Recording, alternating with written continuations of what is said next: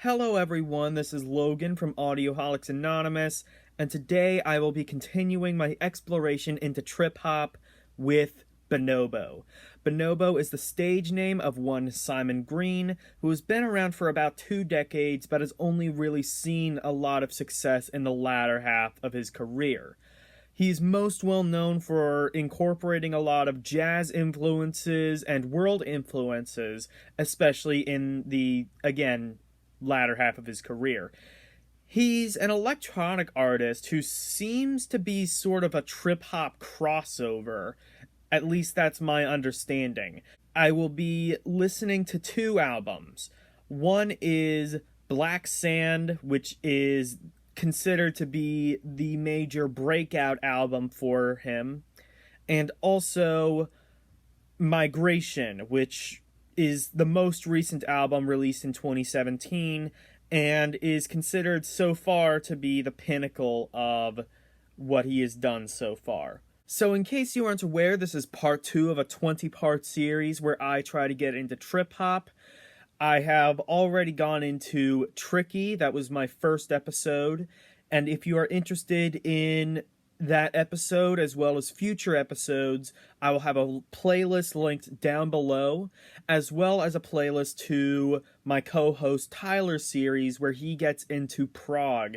He has so far gotten into Dream Theater and Gentle Giant. He is doing his own series, slightly different format to mine, but still also very good. Anyway, let's get into some Bonobo. Alexa, play Black Sands album. Playing Black Sands by Bonobo from Spotify. Alright, so we are going to have to do this video a little bit differently. So, I did not take into account that this would be an instrumental album.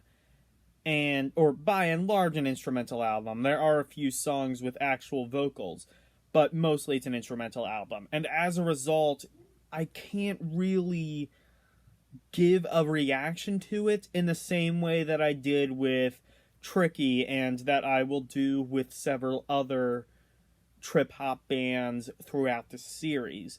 So what I'm going to do, or in fact what I have done, is I have actually listened to the entire album. I'm not giving a live reaction to it in the same way that I did before, but rather I am going to give a reaction immediately after the fact, and then do the same thing with Migration, assuming that's also by and large an instrumental album, and then I will conclude 24 hours after I've posted this and give my final thoughts as the albums have fully absorbed. So again, I listened to Black Sands, and like I said, this is by and large an instrumental album.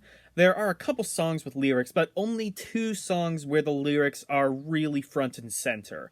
Those songs are The Keeper and Stay the Same, both of which are sung by the featured vocalist on this album, Andrea Triana. And she is an amazing vocalist, very soulful. Lyrics are pretty standard trip-hop affair of, love and things like that. Very soothing voice by Andrea. Again, standard trip-hop affair. Of those 2 songs, I would say Stay the Same is a little bit better just because of the instrumental variety. I think is a little bit stronger.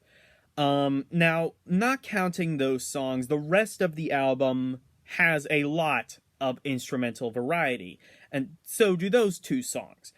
A lot of jazz influence, as I said, I got to hear it now, and that bullet point is definitely true. There's a lot of jazz influence, and world influence as well. Black Sands, as an example, the title track, has kind of like this, I would almost kind of say like Kenny G style saxophone. And it's really kind of soothing. But here's the thing. I love the album. I don't regret listening to it. I don't think I would listen to it again. Which coming from Tricky, last week, I would listen to Tricky again. I would listen to... In fact, I still find myself humming New Stole to this day. There's not really anything memorable off of Black Sands. And I would say this to people wanting to explore them. Listen to Black Sands and then never listen to it again. You will not regret listening to this album. I can guarantee you that. I don't think you will want to listen to it again, though. That's totally up to you, but based off of the way I listen to music anyway, I would say I don't want to listen to it again. And that could also be partially my ignorance towards electronic music. I've never actually listened to an electronic album before, and I am less experienced in electronic music than I am in trip-hop, which is the genre I'm trying to get into. All in all, it's a great album nonetheless. So, moving on to Migration. Alright, we are back. I've listened to Migration. Much better. A ton of variety, kind of a different sound, I guess, to Black Sands, but more so, I'd say, as just a refined version of the same thing. Even songs like Bambo Kayo Ganda have this really nice Afro beat, and if you want to get into the band, this is a much better route to go down than Black Sands. There are a lot more songs also with vocals. I think there were 4 or 5 as opposed to the 2 on Black Sands. But the best one with vocals is No Reason by Nick Murphy. It's towards the end of the album, has a really nice R&B sound to it, really soothing, really nice vocals as well. The best song, however, though, is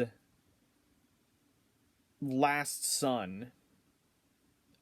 It's an instrumental, but it's really nice, has a nice piano to it, almost sounds like a modern electronic interpretation of Moonlight Sonata, which, I mean, if I'm comparing it to Beethoven, it's good. So now that we've got that out of the way, I will be coming back in 24 hours and giving my final conclusions. See you then. Well, I've returned. It's been 24 hours. Amazing how quickly time can fly sometimes. And I'm here to give my conclusion on the albums. Even though most of what I said I still pretty much agree with.